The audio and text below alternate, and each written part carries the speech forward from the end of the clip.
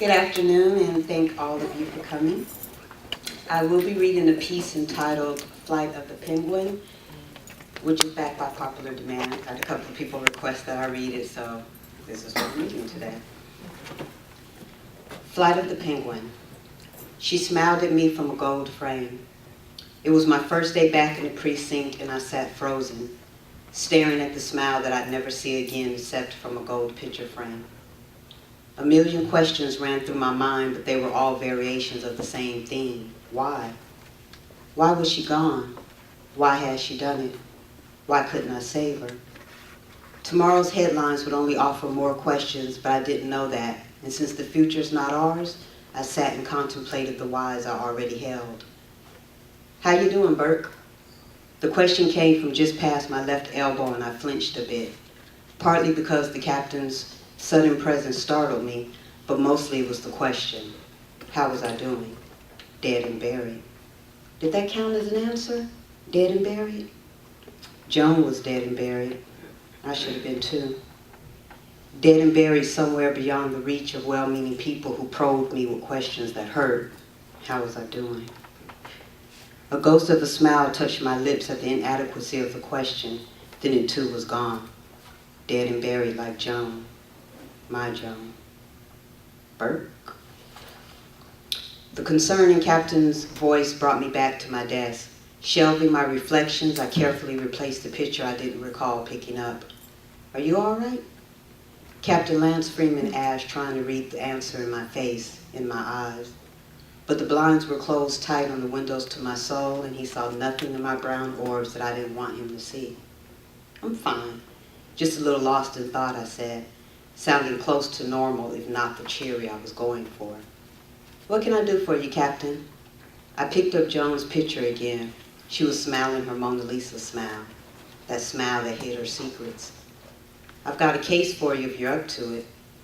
He eyed my Joan, and I opened my desk drawer, setting her inside, gold frame and all. I needed to work, and she was distracting me. The house was clean of her things, everything packed up and shipped away, where I wouldn't have to look at them. Look and wander, ponder questions that would never bear fruit.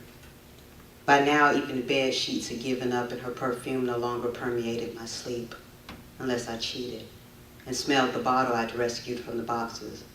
One sniff of the nozzle, one punch to the gut. It happened every time, but still I couldn't stop. What was one more blow in a series of uppercuts? Burke? Yeah, Captain, I'm still with you. I did a brave impression of a man smiling, and he continued, though with a wary eye. Got a jumper up on the Pontiac building, he hesitated, taking in my immaculate appearance. You could say I wasn't suited to suits, but I wore one today. I saw it hanging in the closet when I was preparing for work. I hadn't realized I put it on and was wearing it until Lydia in Narcotics complimented me on her way to the coffee pot. I was standing and grabbing my keys before Captain could think on it further and give my jumper to someone else. There were 3 of us in the unit trained to negotiate, bargain, plead, cry, scream, or threaten people through difficult situations. By the time I pulled up in front of the building, a small crowd had formed to witness the spectacle of human despair. It was a sold-out box office on opening night. People pointed, whispered, a camera or 2 clicked. All that was missing was the buttered popcorn. I squinted up at the roof, but couldn't make out the star of the show. I pushed through the crowd, trying to ignore their eager chatter. Why is he up there? It's a she. Really? Do you think she'll jump? The question was met with hunched shoulders, and I could feel the disappointment of the guy who asked.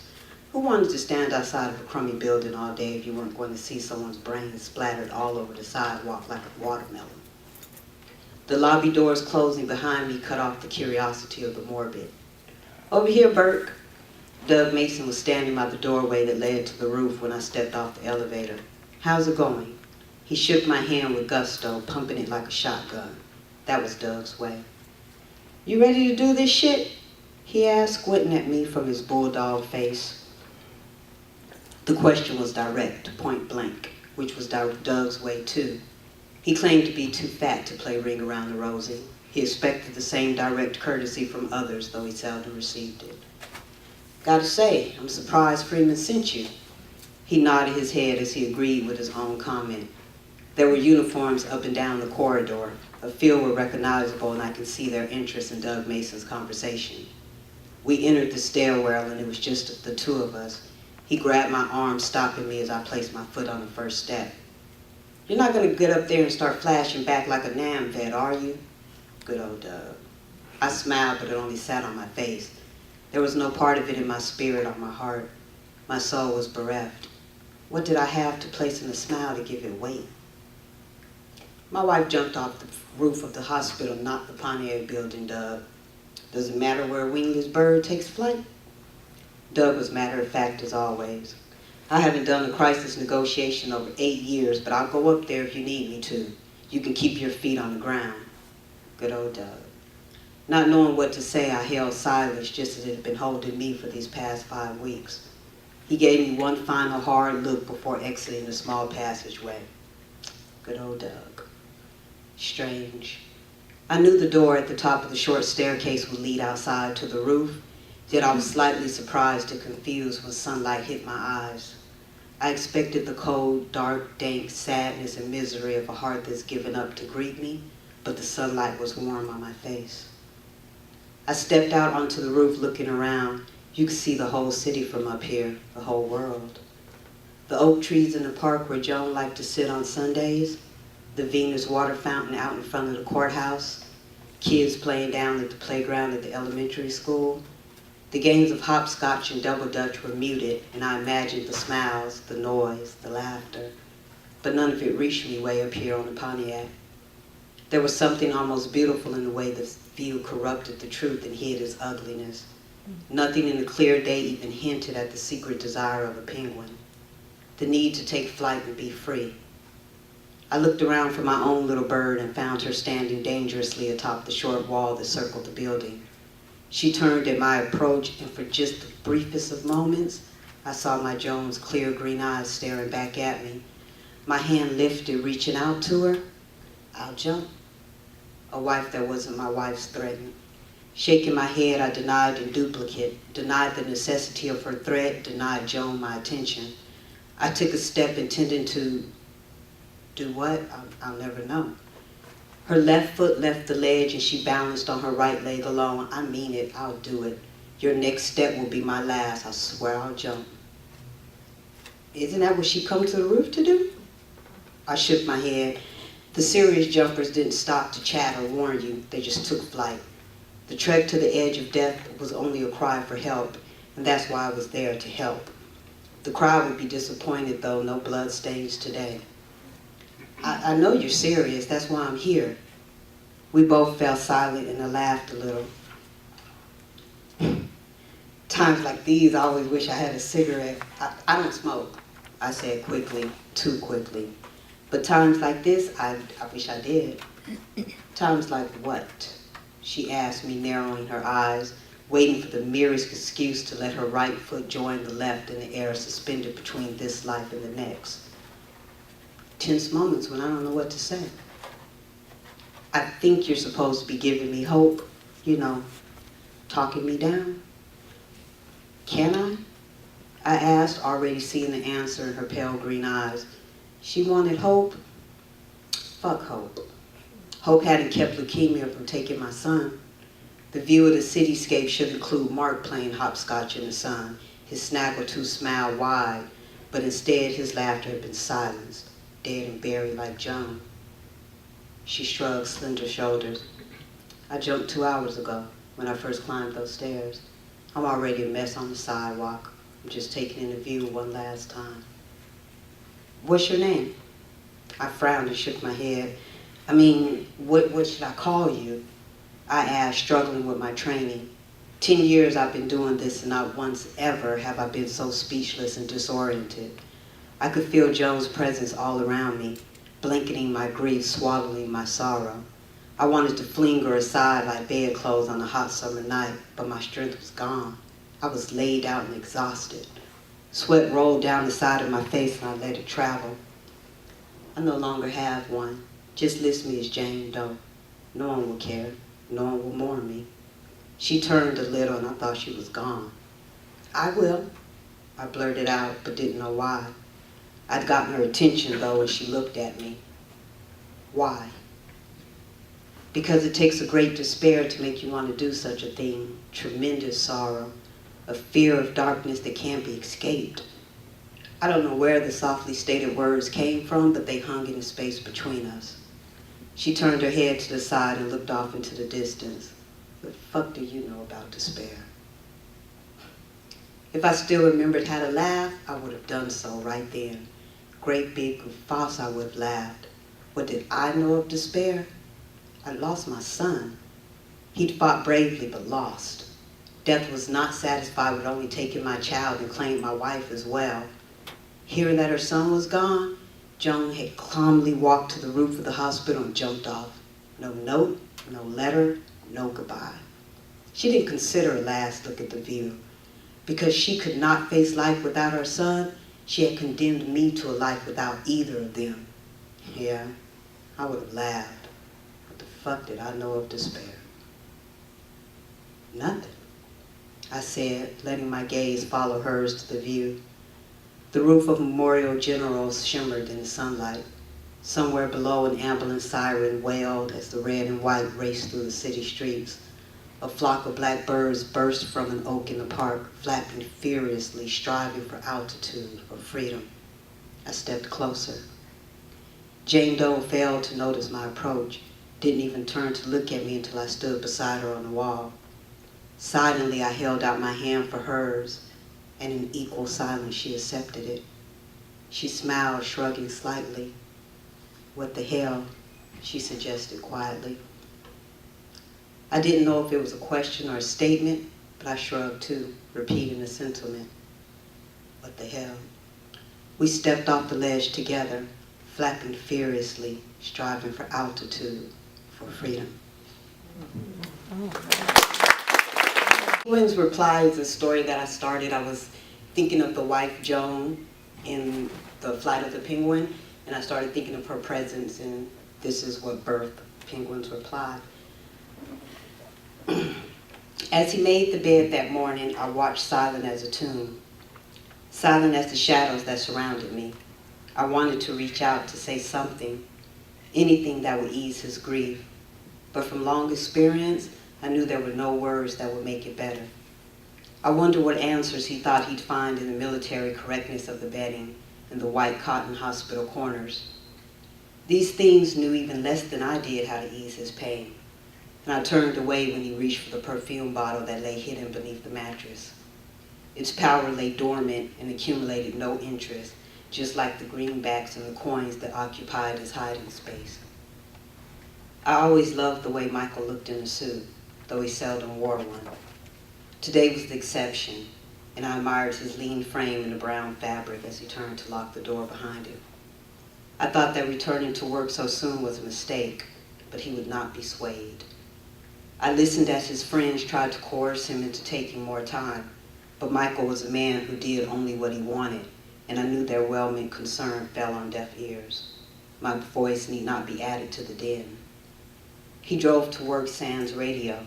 His fingers did not tap along on the steering wheel, and I racked my mind for the name of that tune he used to hum, but it was lost in the darkness, just out of reach like everything else. I followed him into the station where he had worked for the past 10 years, but couldn't recall the last time I'd actually entered the building. The green walls were sad and oppressive, so I avoided going in. Most times Michael would meet me outside or at a diner for lunch. He knew how I felt about his place of employment and was always sensitive to my needs. He understood me in a way that no one else ever had, but still, his understanding hadn't been enough. When he picked up the picture frame from the corner of the desk, I tensed, expecting an explosion, an outburst of emotion, but it never came. I was the emotional one, not Michael. But somehow I had attributed my own characteristics to him that day.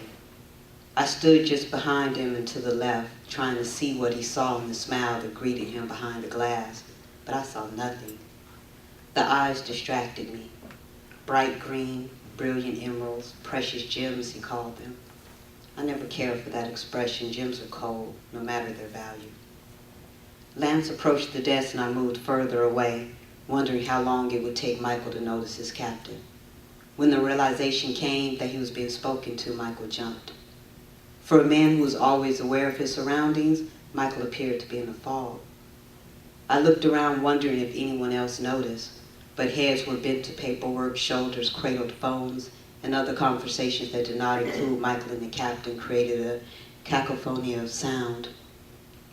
I returned my attention to the conversation at hand just as Lance was offering Michael an assignment. I didn't approve.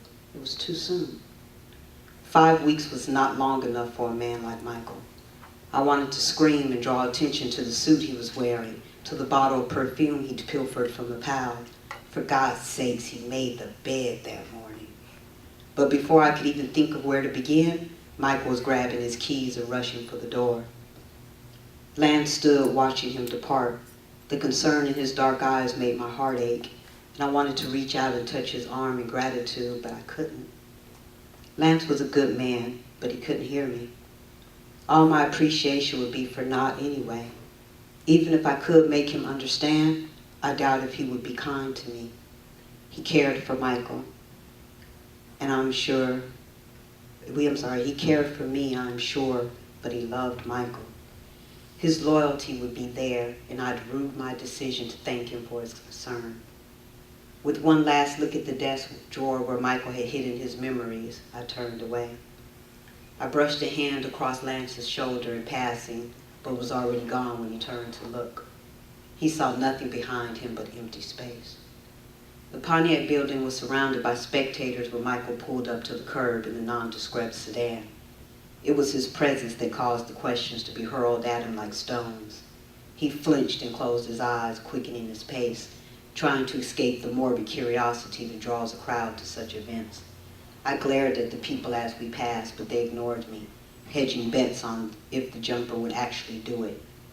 Michael always called the gathering of the crowds the Schadenfreude syndrome. He said that people watched others out on ledges because they knew that by one slim misfortune or the grace of God, it was not they that stood on the edge of eternity staring down into the abyss. I tried to remember his compassion for the onlookers as we hurried past them and into the building. A blast of air conditioning struck Michael, ruffling his hair, and I wanted to brush the lock that had fallen across his forehead back into place. With his hair mussed, he looked vulnerable. He reminded me of Mark, and I stumbled, clutching at my chest. I caught myself on the banister of the staircase just as Michael caught Doug Mason's attention. Doug Mason, he of the bulldog face. It was not that Doug was unattractive. His expression just had this intensity to it. His eyes had a way of reaching for your jugular and holding on tight. He turned that look upon Michael, questioning his right to be on the scene. I looked hard at Doug, wondering if he suspected. Was he curious about the damn suit? Did he know about the secreted perfume bottle, the made-up bed? Was he going to mention that 5 weeks was too soon? He knew Michael. Doug read people like naps. Michael said that everyone at the station called him the cartographer. That innate ability he had is what made him so good as a crisis negotiator. I needed him to see that the immediate crisis was not the jumper on the roof, but the man standing before him. I pleaded with Doug to say something to stop Michael from going up on that roof, but instead Doug stepped aside. I followed Michael up the stairs. When I looked back, Doug was watching us, and I thought for sure he was going to say something. It was his last chance. But Michael opened the door and sunlight struck my face with the force of a closed hand. For just a moment, all the shadows receded and I could take in the beauty of the scene that stretched before us. You could see the whole city from the top of the Pontiac building, but there was only so much I cared to see. The oak trees in the park were as lovely as ever, and Venus still stood stoic before the courthouse and her water fountain, but I avoided the playground at the elementary school as studiously as I avoided the damn hospital. I'd found little grace and far less mercy at that institution, so I didn't care to look upon it now. I felt a stabbing in my chest, a coal miner's tinkering, and again I placed my hand upon my breast to ease the pain, but still it seeped beyond my splayed fingers.